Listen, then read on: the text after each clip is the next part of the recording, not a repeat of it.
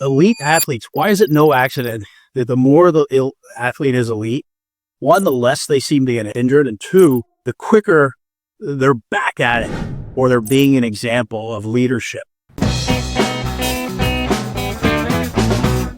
Welcome back to another episode of the Trade to North Show. I'm your host, Patrick Summers. And listen, you're probably immediately, if you are watching this on YouTube, wondering what the heck is wrong with his arm. And for those of you listening, I have this huge cast-like structure on my left arm, and I had to be left-handed. Bicep injury, tore bicep, ended up needing surgery, things like that. So I'll get into that in a little bit. It's kind of really prompted the topic in this episode, which is almost a part two. If you remember the last episode, we discussed fasting, and I'll give you some quick follow-ups on that. I went 11 days on a water-only fast. Water and black coffee. You do the black coffee, as I say. That's my morning drink. Other than that, it's strictly water. 11 days, and it's the longest I've ever went. Previous record was 8 days. The fast itself was absolutely amazing. As I've shared, you get into the 72-hour mark, you're rocking and rolling. And I was traveling during this fast. I was in Salt Lake City, up at a vendor we deal with, doing some training, brought some team members up there. I would go out to dinner with them, and I will tell you, one of the restaurants is one of my favorite restaurants in the Salt Lake City area, and they have this dish that I just love, and it's a rotisserie chicken, half a rotisserie chicken, Spanish rice, fried egg, and a little bit of kimchi. Very, very unique meal, I know, but the chef does all this different stuff. It was fantastic, and it was like, man, it looked delicious, but I wasn't hungry, wasn't craving it. I was craving the idea of it, but that's about it. So did the whole travel, did that, worked out while I was fasting for those full 11 days. I think around day 10, day 9, I was thinking like, man, it would be nice when this fast is over. Not because I was hungry or craving food, but you start to get a little bit of a metallic taste in your mouth. You do get, while your energy's still good, you do start to fade a little bit. The days kind of get a little bit more tired towards the end of the day, but I still felt good. Where I was in day like 9, 10, 11 was stem cell regeneration. So that was in like high swing. The autophagy was pretty much done with. And now I was in this regeneration of stem cells. So anyways, I had my first meal. It was bone broth on Saturday, day 11. And then I had a light meal salad with some chicken breast for dinner. It's very similar. The next day, I decided with my rejuvenated self, I was going to move some storage containers and out of my garage into storage. There are these great containers I got from the 29 Palms Marine Base, a contact I have up there. They were getting rid of them. It's probably 10 years ago. I got 6 of them. I needed to move 5 of them. I moved 4 out of my garage into a storage unit. They weigh 276 pounds because on the side, the Marines write net weight 276, every one of them. So I moved the 4 of them. And the 5th one, I decided I was going to change up my lifting technique. It was not a real good idea. Not good at all. It ended up causing me to tear my bicep, technically tear the tendon, and it's my lower bicep, which, as I learned, you have 2 connecting biceps up top and 1 connecting down at the base of the bicep, the distal end. So I snapped it. Also learned that I like pain because I laughed a lot. To me, when something hurts so bad, you just kind of laugh. Anyways, I moved the 5th storage unit. I was able to get that moved with the injury, get that in place, went home. By the time my wife was home, I walked in. She thought I was odd. I was laughing like I was. I said I messed up, hurt myself. So she's an RN. And, I could hear it pop. And I thought maybe I had a compound fracture. The pain was so intense, so acute. And I looked down, no bone, no blood. There was deformity. And I was like, oh, man. So anyways, when I go into my wife, I tell her kind of what happened. And she's immediately, well, you got to go to the emergency room. So I'm not going to the emergency room. I used to work in emergency rooms. A lot of people go to the emergency rooms that should not go to the emergency room. The emergency room is for emergencies.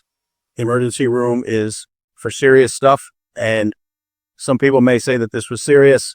I could tolerate the pain, had distal pulses, everything was fine.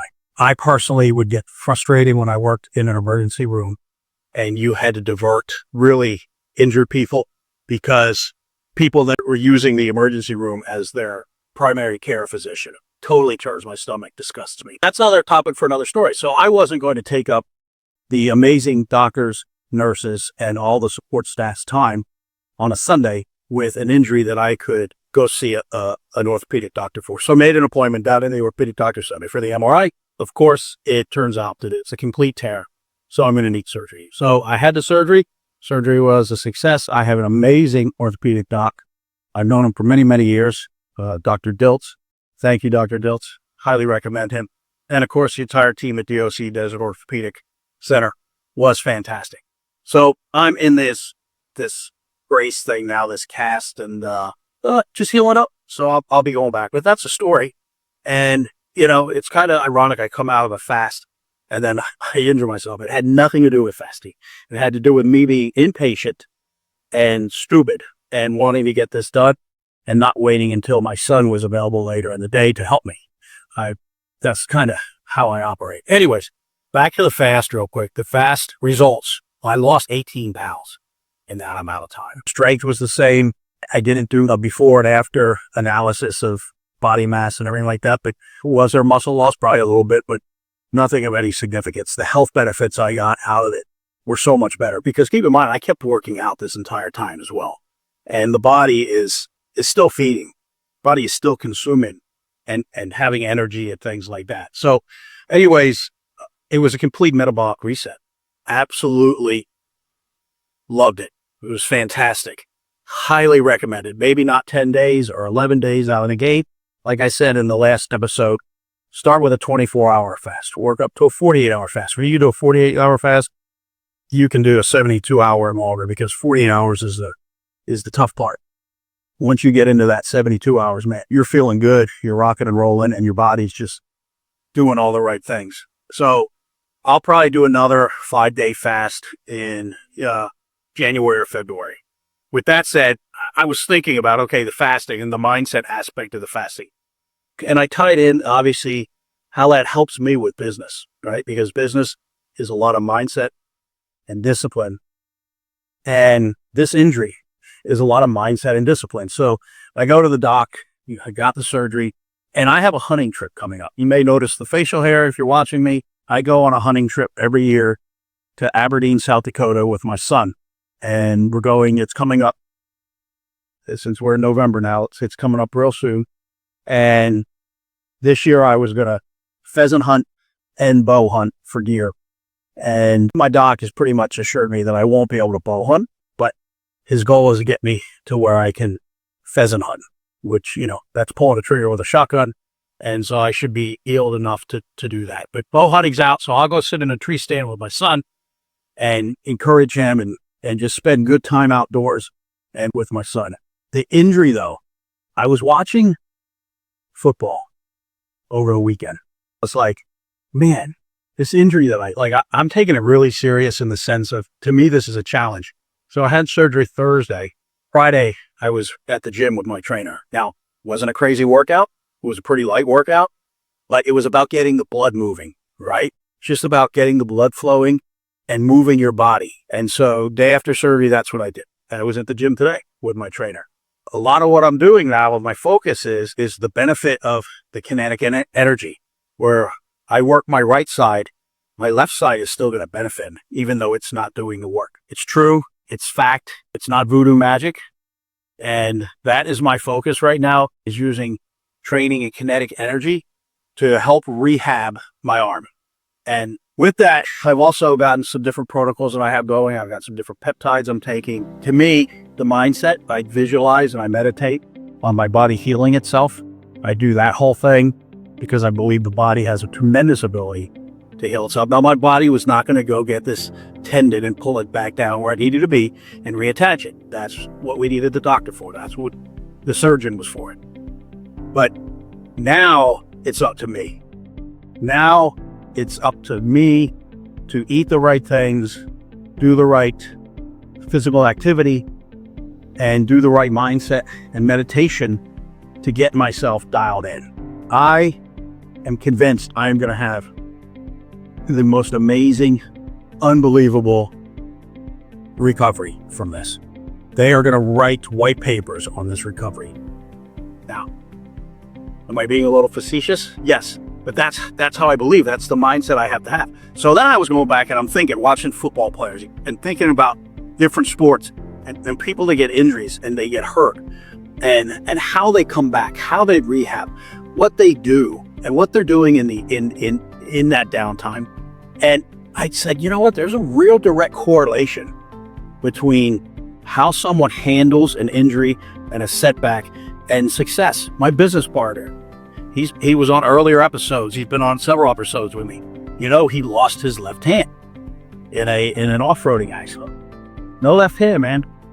And he had his hand removed surgically on a Sunday, and he was out of the hospital Wednesday, and the following Monday, I believe it was, he's back to work.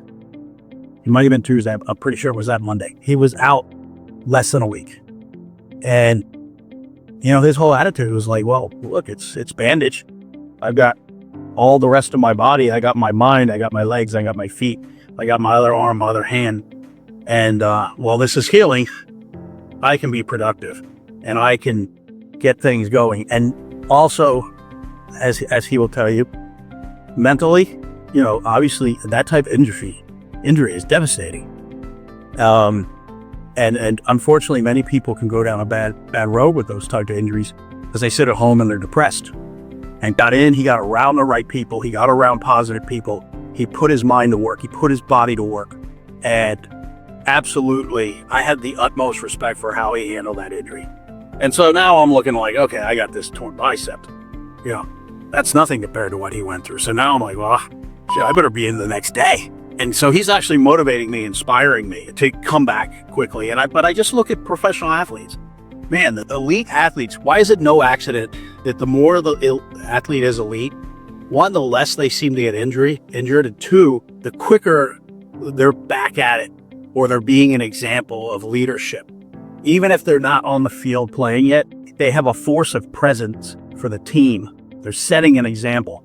So now that leads me down the road to business and the need to be a force of presence in business, in your business, right? And that's whether you own the business or you work in the business. We have the ability to be a force of presence.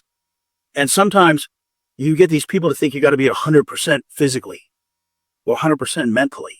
Now, that's the goal every day, right? But really, the win is in showing up. The win is in being present. And the win is being a force of presence for those around you. And to me, I also know who's watching me, and it's my family. You know, my wife, my children.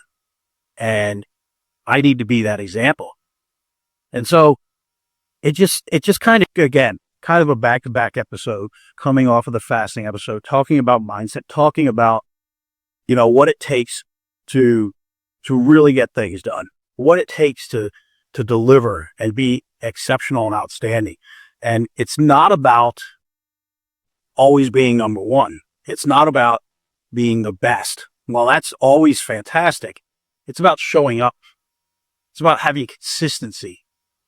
And it's about being that positive influence when you walk into a room. It's a game changer. And we all have the ability to do that in any organization we're in. I got some guys recently that you don't want to be in the room. Like these people I know, you don't want to be in the room with them. They're going through some stuff. They got junk in the trunk. And it's like, man, they are not the people that I am going to allow myself to be around. Because I got too much I want to get done and too many things I want to accomplish. I don't have time to be around that negative energy.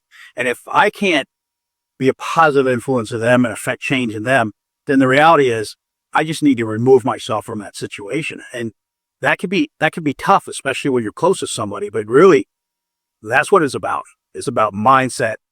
What do you want? Who are you going to show up as? And who are you going to show up as for yourself and others? And at the end of the day, you got to be able to answer that question. And you also have to know that it's a conscious choice. So if you walk into that room and you're a shit-terror, you're choosing to be that. You're choosing to be that. I will tell you, before filming this episode of the podcast, my wonderful sound and audio guy, I shocked the shit out of him because I went off on him a little bit because I was frustrated. There was a piece of equipment that was broken. And you know what? But here's the thing. I chose to be that frustrated person. I allowed myself to be that. And then I accepted. I said, okay, I'm choosing to do this right now. But now I got to choose and get myself out of it. You had your burst that you needed to do, but now choose to move past it. It's replaceable. It's not a big deal at the end of the day, right?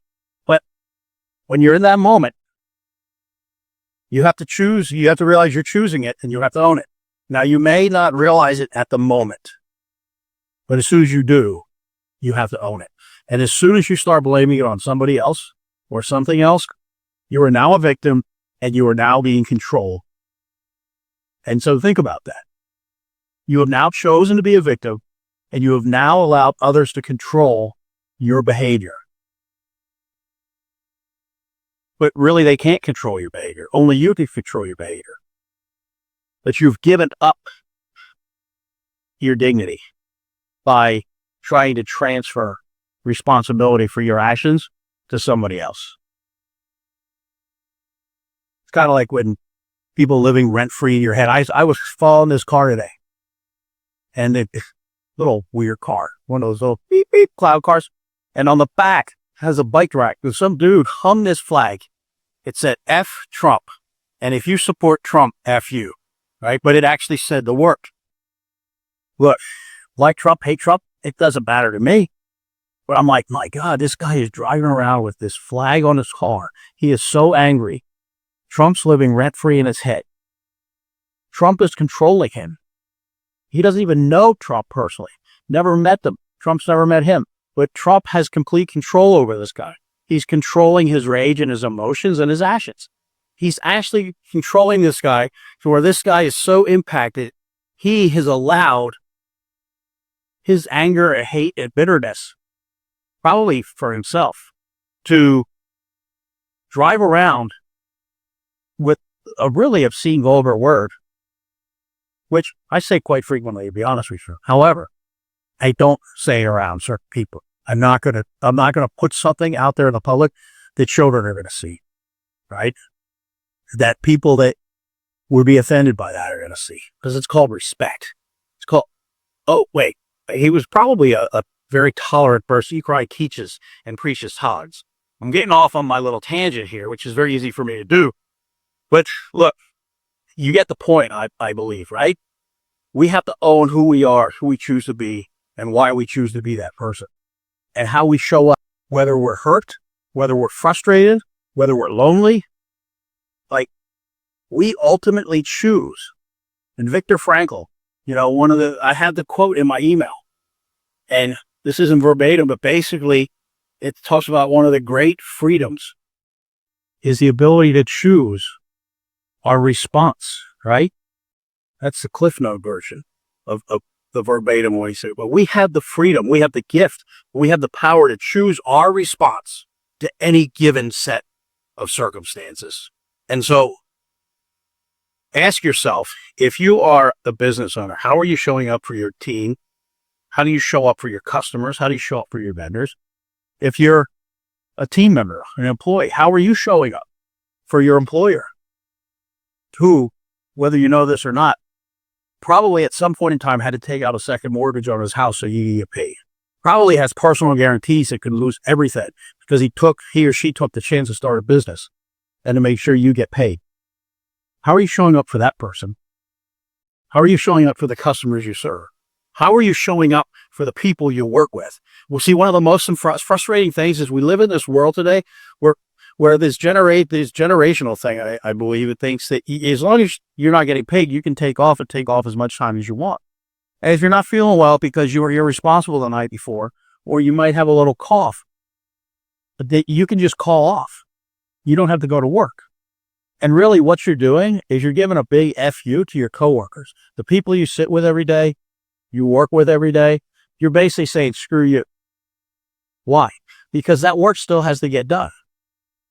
And you have a little cough, or, your pinky toe hurts, or You were out too late the night before.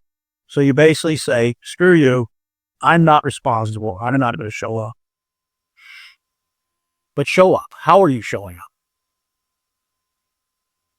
It's a question you have to ask yourself. I ask myself it a lot, sometimes not enough. And I'm not sitting here preaching saying I know everything. I know all the answers. I'm this role model citizen. I'm not. I just shared with you a moment I had. But it goes back to this mentor. She's still a mentor of mine.